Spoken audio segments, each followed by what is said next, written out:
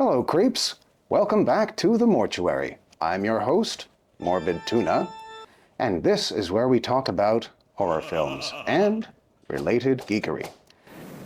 That last part is quite important today. I'm going to point that out right off the bat. Today, I am talking about a film that is not strictly horror. It is called Violent Night, released in 2022. Now, if anyone would care to leave now and not complain that this is not a horror film, please do so. Bye. For anyone who is left, thank you.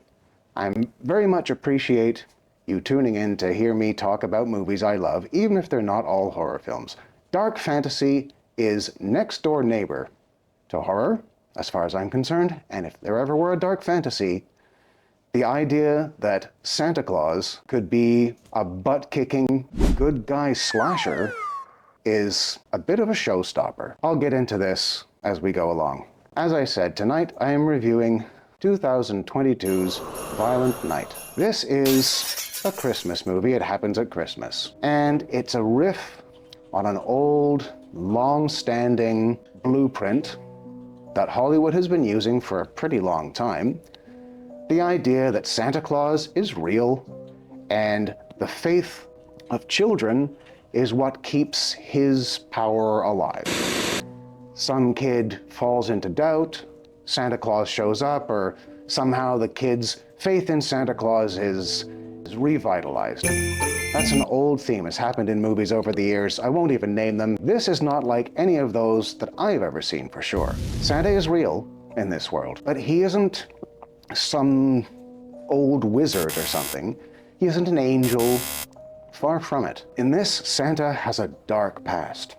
A dark and violent past, for which he is now atoning. That is why he is being Santa Claus, bringing joy to make amends for the violent and dark things he did long ago. That's the basic idea. The central plot revolves around a very, very rich and, for the most part, very, very nasty family. It's Christmas time. They're having their big rich person Christmas party at their house, a family Christmas party in name only. We see them treating each other poorly for the most part, but then even worse bad guys show up. A heist takes place. A very well-planned one, it's clear, and these nasty people, these nasty rich people who were being mean to each other a few minutes before, are suddenly all in mortal danger together. That's the basic plot of what's going on. However, unbeknownst to any of these people, the nasty rich people or the even nastier guys with guns who want to steal all their stuff, Santa Claus happens to be in the house. He was stopping there on his rounds, he hears what's going on, and he is not going to put up with it. So that's the basic plot. Now, you are probably wondering why I'm talking about this on a channel about horror films and related geekery. Like I said, this is not strictly a horror film. Maybe if you're rooting for the thieves, it might be, but this is a fantasy film based around the magic of Christmas and all the things we associate culturally with Christmas. Santa Claus and his reindeer and the sleigh bells and fancy trees with lights all over them and candy canes, all those things that we associate with the cultural phenomenon of Christmas. These things are bringing us into Christmas movie world where certain things always happen. Somebody finds redemption somehow, someone's faith in Christmas or Santa Claus or whatever is restored. No matter how dark most Christmas movies get, except Christmas slashers, Black Christmas, I see you, I know, we're talking about normal Christmas movies here that end all syrupy and sweet and gooey, and the little kid's dream comes true, or whatever someone wanted for Christmas happens, or someone sees the good in themselves and the good in the world.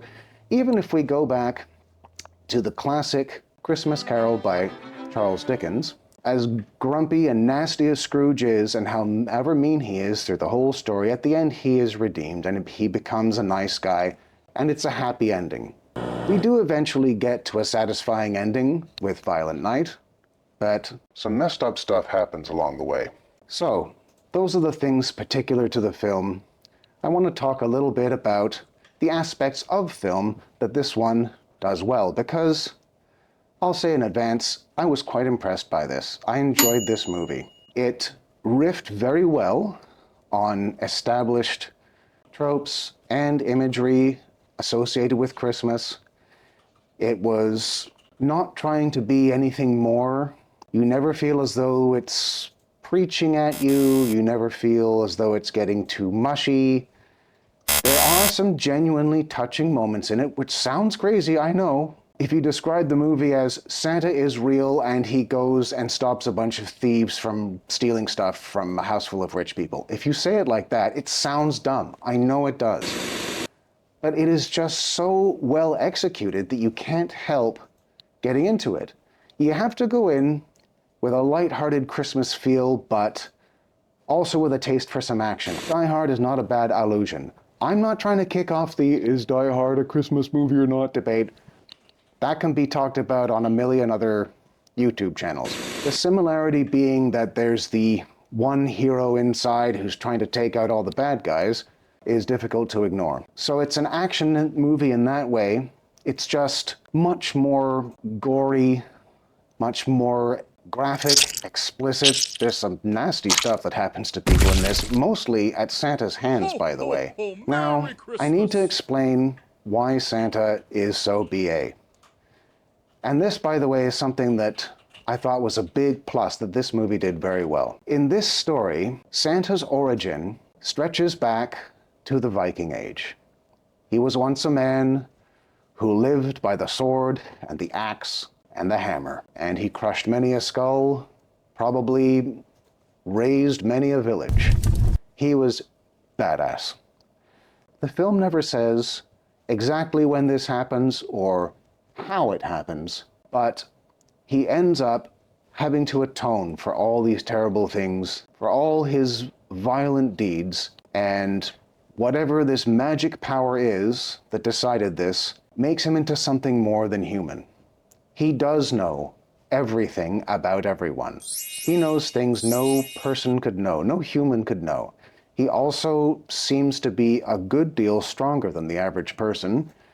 The way he wields certain heavy items, clearly Santa is more than human in this. He was once human, but less Kris Kringle and more Eric the Red, Eric Bloodaxe even. And it's got that element of the world-weary warrior, long retired, now is, for whatever reason, having to call on his old skills. I've got a very particular set of skills.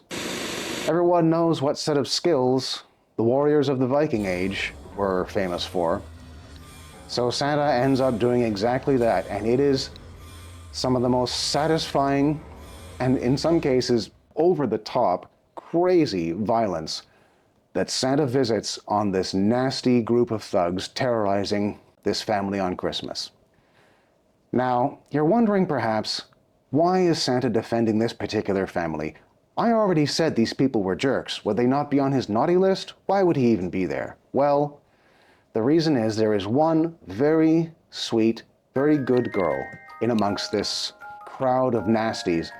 Even Santa doesn't know about her at first, until he does discover her presence mixed in with all these jerks. I won't say how he discovers it, that's kind of a cool plot point, so I'll leave that. But he realizes there's a little kid who needs him. And the only way to do it is to trot out those old butt-kicking skills of his, and it is just glorious. It really is. As far as the elements of good filmmaking go, the film was very well shot. The cinematography is very impressive. The sound is all very well done, especially that fight scene stuff. The sound design is nice and smooth. All the levels seem to be where they should be. You never miss any dialogue. Everything's crystal clear, and there's a lot of witty, dark dialogue that goes on. There's some very touching dialogue, so every word of it stands out because the sound is nice and very well balanced. The story is entertaining. The way they filmed it, the way they tell the story is at a good pace. It never drags. It doesn't feel as though you're rushing, but they don't stand on ceremony either. They get pretty much right into it. You see where Santa is. It's Christmas Eve. There's Santa. He's not doing so well. He's losing his faith. And so you know the setup is going to be him wanting to go on being Santa, and you're asking yourself right away, all right, well, how are they going to fix this?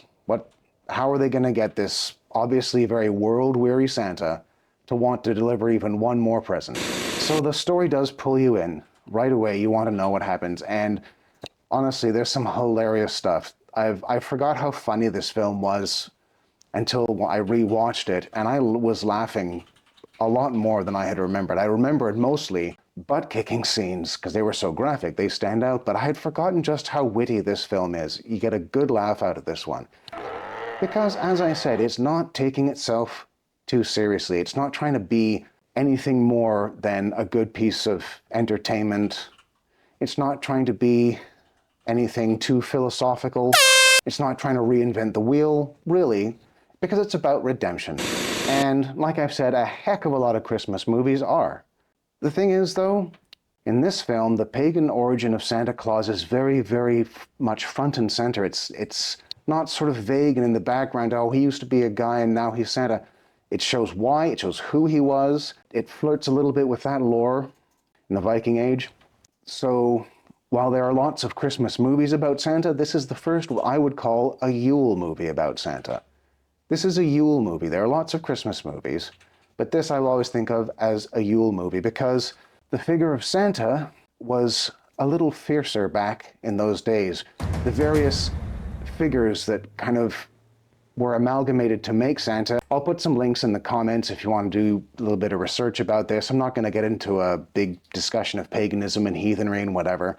But anyway, the point is, Santa Claus has that very clearly pagan background to him in this, and without giving too much away, the explanation for Santa's magical abilities and his magical list and his magical flying sleigh are addressed.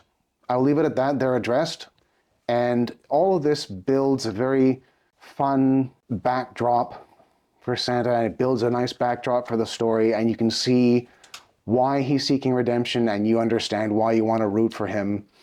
And especially when they bring in the little kid, because she ends up being the one kind of inspiring Santa to get back on the proverbial horse or back in the proverbial sleigh. What I'm saying is this film is thoroughly enjoyable. There's a good bit of acting in it that is a lot more than you might expect from a film with such a silly, whimsical premise. In fact, not only is the script written well, the actors play it well. They all know they're not going to get an Oscar for this, but they're all stepping up to the plate. I can't think of one weak performance in this film. If I were forced to pick one actor performance-related gripe, it would just have to be the lackluster English accents in the first few scenes. I'm a person who is usually very bothered, very vexed by poorly done accents, but it's only for a few minutes, and it honestly doesn't ruin the film, and the whole sequence, the opening scene where there are characters speaking that way, is worth it anyway. I can just give this film a pass on that, because it's not like you have to endure it for the whole movie. And after that, it just carries on, like I say, from strength to strength. And so it's really easy to forgive something like that. So since I do keep saying this is horror's next door neighbor, I'm going to highlight some elements that horror fans will appreciate in this film. Basically, this is where I tell you, here's why, as a horror fan, I enjoyed this film, and I think you would too. First off, as I said, most obviously, the gore. Man. When Santa lays into these guys, he lays into them. Very effective, for the most part, practical effects, spatter and the whatever, and like I said, the sound production is right along with it, so the bones really crunch and the skulls really splat and whatever. Like most horror fans, I do appreciate a well-done decapitation skull smashing, defenestration, evisceration, etc. It can be tricky to make that stuff look convincing, but this film hits the mark there. Great gore effects. The whole dark origin of Santa also appeals to the horror fan in me. The idea that Santa Claus was never just some really nice guy who loved kids and now has magic powers to give them toys. The idea that Santa Claus was a total badass who did some pretty terrible things for a very long time and then became this supernatural being to atone for that, that strikes a chord with me as a horror fan. The idea of redemption also with the supernatural element, because clearly you don't have to be a history major to know anybody alive during the Viking Age has been dead a long time. So whoever this guy now is, whatever Santa is, he has superhuman longevity. Most horror fans appreciate that kind of supernatural level of ability, whether it's in a hero or a villain, or kind of a mix of both in this case. Also, one other thing, I guess, is the idea of making a film set on Christmas with Christmas themes so drenched in blood and violence has a faintly sacrilegious flavor to it, which a lot of horror fans kind of like too. We like spooky stuff. We like creepy things. We like weird things. And that's okay. So yeah, because of those factors, any horror fan will appreciate this, even if you're not a Christmas movie type person, even if you're not looking for a Christmas movie. I would watch this at any time of the year. It doesn't have to be Christmas. So, as you can see, I was well impressed by this. Overall, very entertaining. I would recommend it to fans of horror, fans of action, and fans of any kind of dark, fantastical themes, and frankly, anybody who likes Christmas movies, but also has a little bit of a dark sense of humor. And I would say that overall, the impression I got was favorable enough for me to give this film 4.5 dead tunas out of 5. 4.5.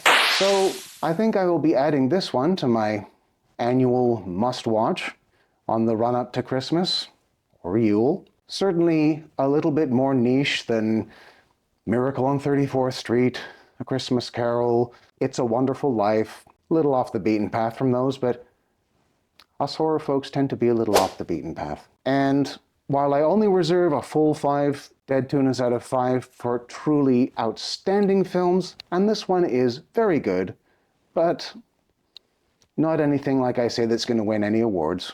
So 4.5 dead tunas out of 5. And that's it. That brings us to the end of our little fireside chat. So don't forget, click the like button, click the subscribe button, and tell all your friends, tell all your horror-loving friends to come on by and have a listen. Make some comments below if you like. Just be respectful and nice. One last thing. Before you go looking down the comments, watch out for the spoiler section. There are spoilers there, okay? There are spoilers right there. So if you don't want to see spoilers, don't look. You've been warned. I warned you. All right. So that's it. This is Morbid Tuna at the mortuary, saying Happy Holidays, Merry Christmas, Glad Yule to all a good night, and slash you later.